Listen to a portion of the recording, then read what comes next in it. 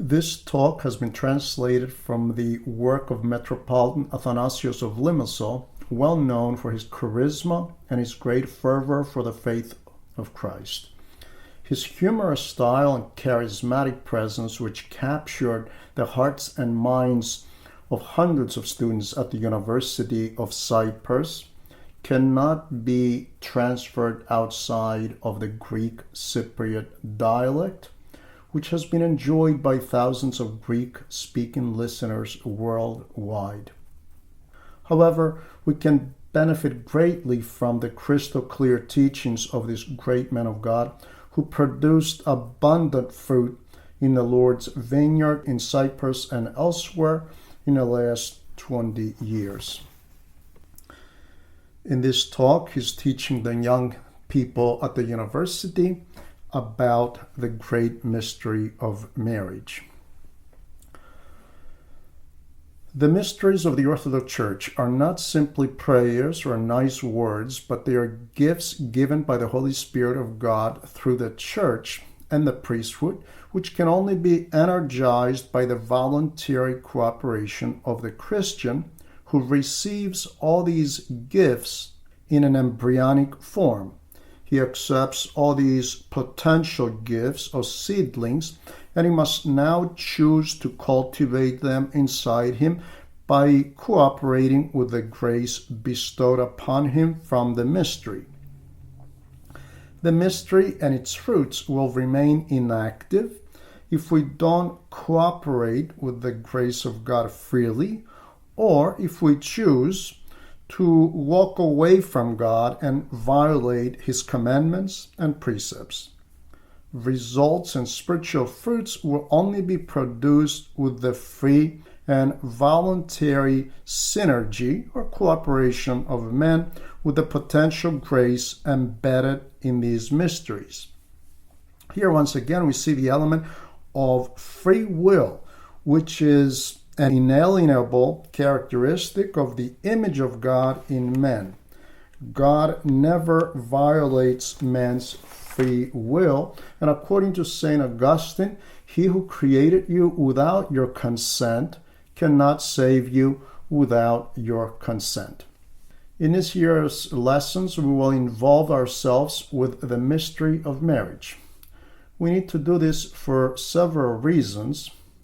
I need to absolve myself from the constant accusation that I'm trying to make everyone a monk here in Cyprus. So hopefully after these lessons, I hope that quite a few of you become married, and that way I can be spared from these nagging accusations. Unless, of course, they come after me once again saying that I pushed you along and you chose the wrong partner. You never know. But all kidding aside, and truthfully, the mystery of marriage is absolutely something very beautiful. It is truly amazing, and it is worth taking some time to really understand this great mystery. Someone who gains even some basic understanding can really be amazed by the wisdom of God in this mystery, the inspired service, the words of grace, and the great height men can reach by living a Christian marriage. On the other hand, we need to bewail our most sorrowful present condition when we witness that most of our Orthodox couples lack even the basic understanding of this God-given mystery. They don't energize these gifts, this most rich inheritance. They totally ignore the mystery since they are totally focused and exhausted by all the externals, the wedding dress, the bridesmaids, the cameras, the reception, the organ, the music, everything but Christ. The result is terrible. 300 divorces out of 800 marriages here in Limassol this year alone. This tragedy affects all of us, not to mention that we're all responsible for this type of thing, clergy and laity alike. But since we have a lot of new students here, Let's begin with a general introduction of this mystery before we proceed with the analysis of this most beautiful service. Initially, we all know that God created man according to his image with all the necessary presuppositions to carry out the journey to theosis, to the likeness of God. God created man according to his image, placed him in a beautiful garden, the Garden of Eden, where he stayed before the fall, with his main preoccupation being the love of God. All the psychosomatic energies of man centered, focused, and moved towards God. A great image of this can be seen in the plant kingdom, in the sunflower. The master of the plant, so to speak, is the sun, and the head of the sunflower will move and turn to look at the sun all day long. Likewise, man was totally devoted and given to the love of God. This does not mean that Adam was indifferent or uncaring towards nature or towards Eve, but Adam communed beautifully with the rest of creation through his harmonious communion with God. His communion with God sanctified and preserved a healthy relationship with Eve and the rest of creation. This harmonious relationship came to a sudden halt with the fall. The noetic framework of man was suddenly altered, and all these gifts of God, all the energies of the soul were distorted and changed into passions and sins. Man suddenly acquired a rebellious attitude in his relationship with God, which rebellion transferred to nature and his relationship with his fellow man. It is also commonly known that all the sinful tendencies, all the evil thoughts and passions enter man after the fall, and as a result of his disconnection with the sanctifying grace of God. Man was at a state of sinlessness and total purity before the fall.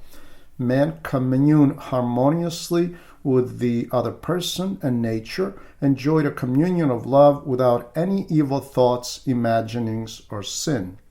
His heart, mind, and soul and body was totally given to the love of God, which permeated his entire existence, and it naturally radiated to the other human and to the immediate environment.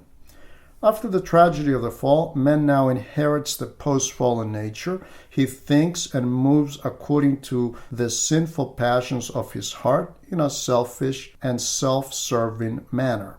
Man's love is selfish, egotistical, and self-serving, which has nothing to do with the love of God.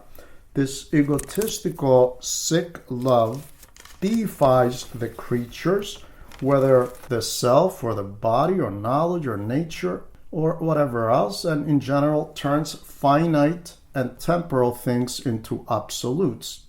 He idolizes body shapes, pleasure, ideas, wealth, health, or possessions, things that have no existence in themselves.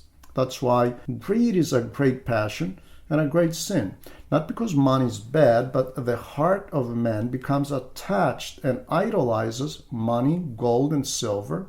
And since man is structured to function naturally with the presence of God in the center of his heart, man self-destructs when he enthrones a lifeless entity in the center of his existence. Since God is the source and true author of all life, if I choose to exile him from my heart, I will stop to exist in God. I will forget about God. I will not be drawn to his church. I will not eat the body and blood of his Son, which will propel me into immortality. So I am as good as dead, and Christ said this in many ways. Let the dead bury their own dead. And unless you eat my body and drink my blood, you have no life in you. So greed is idolatry, enormous self-love is idolatry, egotism, and the excessive love of husband and wife can also be idolatry. Marital love can only be perfected if it is filtered through the love of God. All this is beautifully interpreted in the mystery and orthodox service of marriage.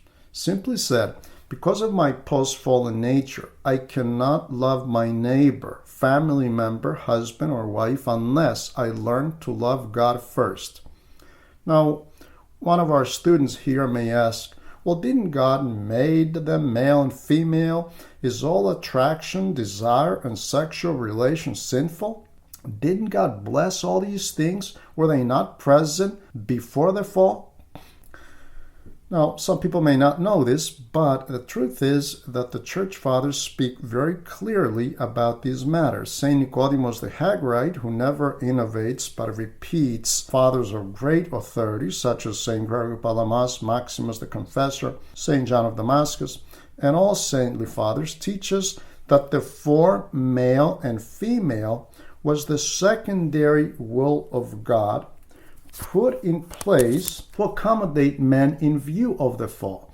God naturally foresees everything before it happens. He foresaw the fall, and his wisdom introduced the form gender and later marriage to help man achieve his original purpose of theosis. After the fall, Adam realized that he was naked. This happened after the fall. He first became naked of God's grace, and then he beheld his nakedness and carnality. He knew his wife carnally outside of paradise. So strange as this may sound to some of you, the primary will of God was the sinlessness of Adam and Eve and the continued residence in paradise, which would exclude the form marriage as we know it, and Adam and Eve would multiply in an angelic fashion, just like the angels multiplied, or how Eve came from the side of Adam, let's say. God has many ways to increase and multiply humankind. And furthermore, if marriage was the primary and most natural will of God, then Christ would also have to assume on his flesh this function of men, so he would not be lacking in anything. Sure, Christ blessed marriage and honored it by doing his first miracle at a wedding. And marriage is blessed by God, but it belongs to his secondary will, since marriage will not exist in heaven according to the unlined lips of the Lord.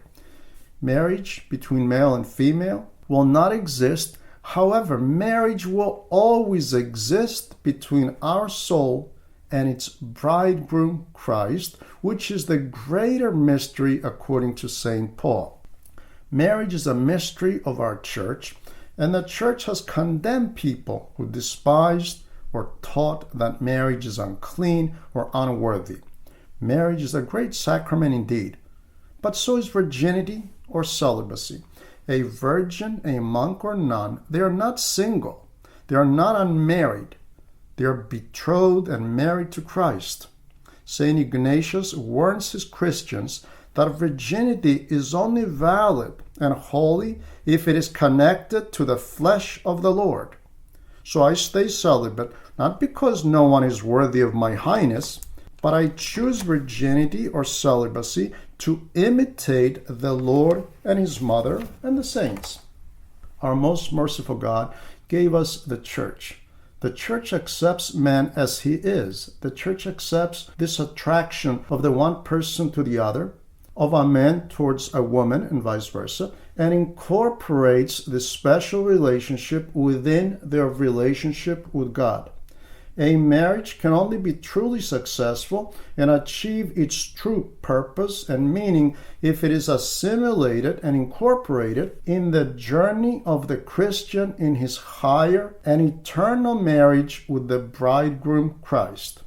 If marriage becomes something autonomous, something independent, something absolute, and an end to itself, then it is not a marriage according to the church and not a marriage in God. Marriage is a means to a higher end. It is not the purpose of life. It is a stepping stone to help us and prepare us for our eternal love and marriage with Christ. The exact same thing holds true for monasticism. Monasticism is not the goal or the purpose. It is the means, the way, and the method to unite us with Christ. If you will, everything else that we do in this world, in this life, does not serve an isolated purpose, but they are incorporated in a great journey to meet and unite with Christ. St. Paul is very specific on this when he says, whether you eat or drink, or no matter what you do, do it for the glory of God. We are free to occupy ourselves with any career we choose. We have freedom of movement, but the overall purpose must be incorporated in this journey to meet Christ and unite with Him forever. This is also the first and most important purpose of marriage. In order to really appreciate the beauty of this church service, we will glance at the sacrament manual briefly. We will look at the service book of marriage. There's a short service before the mystery of marriage called the service of the betrothal. The service of the betrothal is incorporated in the sacrament of marriage. The church does not recognize all those frivolous and secular engagement parties, which are usually anything but sacred, although they are very helpful to the local economy. I'm looking at a priest's manual, which provides some directions to the celebrant priest, and these are usually in red letters. And I read, the priest stands before the royal doors, looking towards the two who are to be betrothed. And they stand outside the royal doors, the men to the right and the women on the left. On the right side of the holy altar are placed the two rings.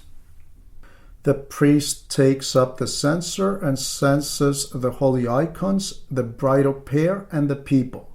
Then the priest asks the bride if she wishes to marry the groom, and the groom if he wishes to marry the bride. So at the end of the Divine Liturgy, the priest stands at the gate beautiful, and the two candidates for betrothal approach him and stand in front of him, the man at the right and the woman on the left. Then they place two rings, one for each one, at the right side of the altar table. Then the priest and the future couple proceed to the narthex, and the priest seals the heads of the future couple 3 times with the sign of the cross, and he blesses them and gives them lit candles and walks with them towards the altar while censing them.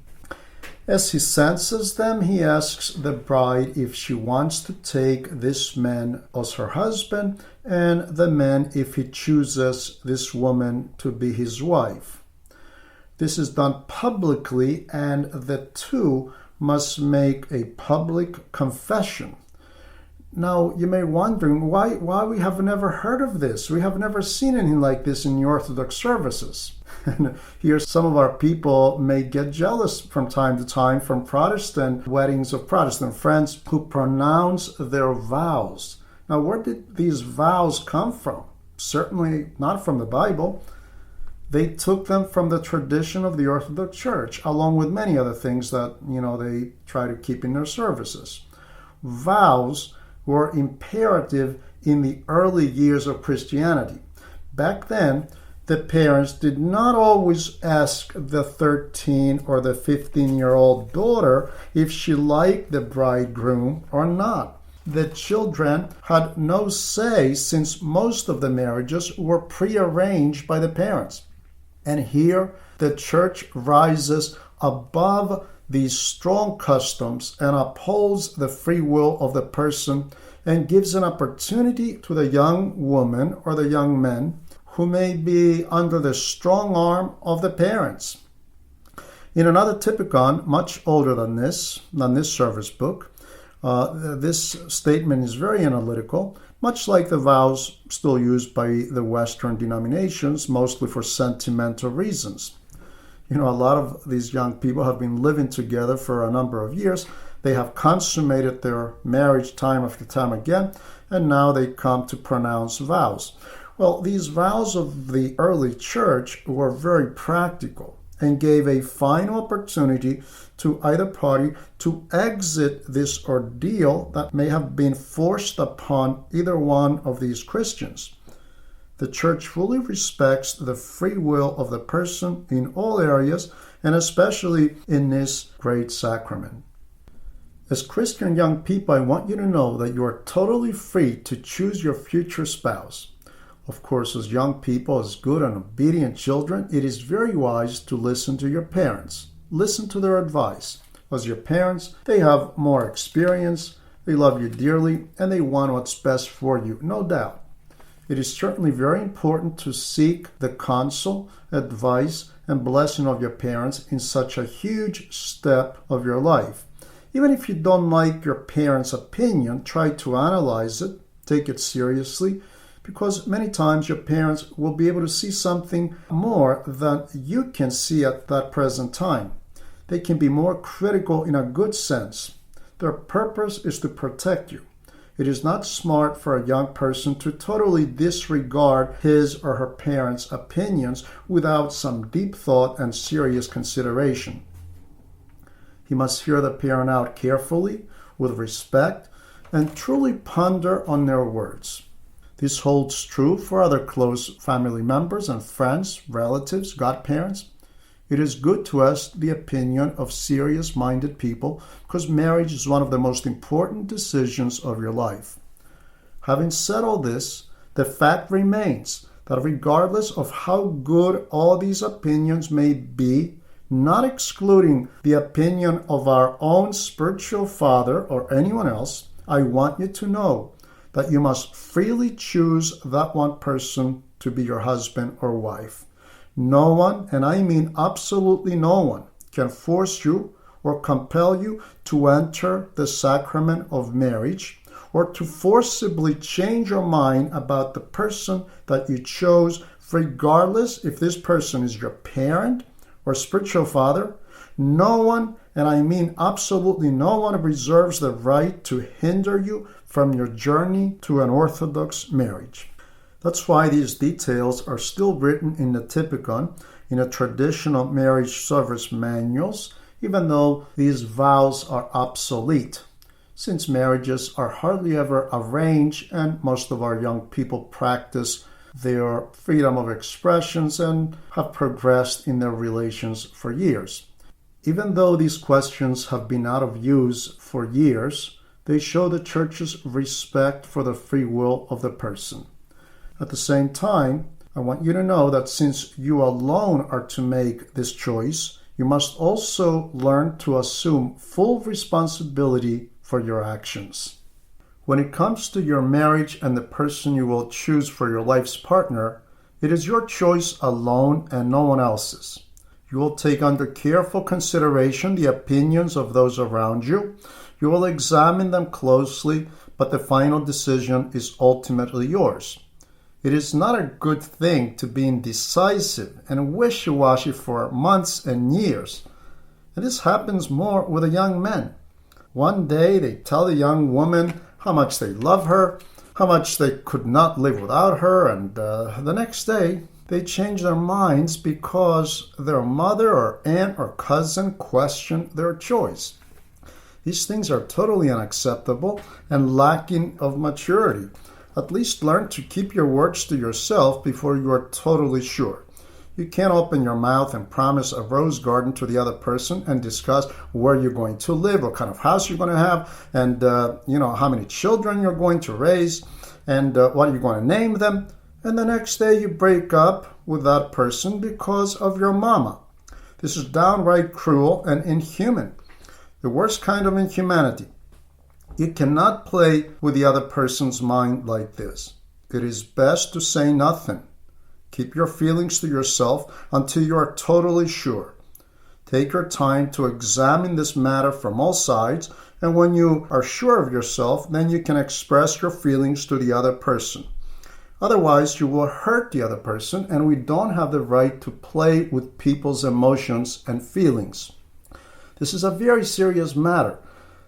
If someone feels that he needs to tell his mama and have his mama's approval before he decides, then let him do so before he commits himself to the young woman. Now, girls, you're laughing right now, but I hope it never happens to you. I constantly hear these things during confession, and I'm often ready to pull my hair out. And this happens mostly with boys, with young men. I don't know why men must run to their mamas. The girls are more sentimental, and when they become emotionally involved, they usually listen to no one. They are relentless. The boys, on the other hand, they have a strange idiosyncrasy, and they run to their mother, and if the mother can make one single negative comment, then the young man makes an 100-degree turn. This is deplorable. Last night, you were building all these dreams in the mind of this woman's heart and how much you adore her. And a day later, all these things go up in smoke. This is an illness. And speaking of illnesses, as a young woman, you may be subjected to close scrutinies and probes by some characters. Tell me what you did and how'd you do it and how many times and with whom and how long ago and what were their names. This is totally degrading and humiliating. These probes are indicative of a man who's unable to love, a man who is in serious need of psychiatric treatment. A man who continues to ask you and probe and demand to know he needs to have a serious mental examination. This shows inability to love. When you love a person, you treat them with love and respect. And love does not envy. Love bears all things. Love does not think evil. Love does not scrutinize and humiliate the other person.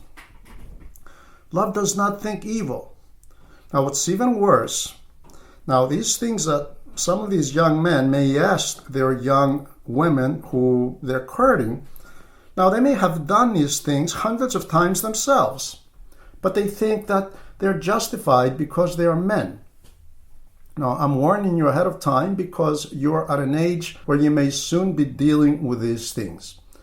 Unfortunately, I hear these things not only in your confessions, but I witness the breakup of families on a daily basis or the breakup of long, fiery relationships and strong romances because suddenly Mr. Romeo discovered that years ago his Juliet had a relationship or may have cheated on him or something to that effect. Instantly, all this fiery love is gone. And someone can ask, where's your love? Was your love so weak, so cheap, that the first wind gust blew it up? It blew it indefinitely away? Who taught you this kind of love? When do you love the other person, your soulmate? Only when everything is perfect? This is the time to show your love if you are a true captain of your ship. The true man, the good captain, is tested during rough seas. Here you will prove and show what you are made of. Here it will show if you possess true love or a love that seeks its own, a sick, egotistical love. From the moment you pretend that you are betrayed and you are rejecting your partner, it shows that you have never loved him properly and unconditionally, but your love was conditioned according to how well he or she fulfilled your expectations and presuppositions. This is egotistical, worldly, and self-seeking love, the kind of love that hell will be full of. This is not a love that does not seek its own. I can venture to say that the man or the woman who loves their spouse correctly, when he or she discovers that his wife or husband suffered a fall, a spiritual injury, or even a carnal sin, they will love that person even more and try to help them up and reassure them that their love is unconditional. This is the moment that you need to show your compassion. When your fallen spouse needs you the most, this is the time to show the quality and bravery of your soul, and not when everything is calm and peaceful. Now, I'm addressing college students and not teenagers, so please, I'm asking you not to enter into relationships so easily. And if you do, before you open your mouth to tell the other person, I love you, you must think about it many times and very seriously, because we don't have the right to toy with the heart of the other person. From the moment we feel that we're ready for such a bond, we must understand that we are assuming a great responsibility, the responsibility to uphold the other person and not let the other person down. Love means that I die for the other person and not have the other person kill over because of my arrogant expectations. This is not the right way. We choose to die for the other person. Christ died for us. He did not ask us to die for him. This happened voluntarily as a result of some martyrs, but Christ did not require it. Peter offered, Lord, I'm ready to die for you, but only Christ went on the cross at that time. The proper movement is that I choose to die for the other person. I support and carry the weight of the other person, and I don't even realize that I'm doing it. We don't say my wife or my husband is my cross. I am stuck here. I have no choice. Therefore, I must endure. By clearly understanding all these presuppositions, and always with your free will, you can now proceed to look for your future spouse. Choose the one you like, not the one your spiritual father chooses for you. He has no say in this at all. Take her to him, ask for his blessing, and he should ask you, my son, do you like her? Yes? Okay, go ahead and prepare for your marriage. If you hear a spiritual father saying you don't have a blessing to marry this person, this spiritual father is also sick and he needs to get himself examined as well. This is an ill spirituality. No one has the right to intervene in the choice of a person which is totally respected by the church as well. A word of caution here from the translator. His Eminence is addressing an audience of Cradle Cypriot Orthodox, 100% Orthodox. And the assumption here is that these young people will bring an Orthodox person to their spiritual father. And under those circumstances, then, the spiritual father has to go along and give his blessing.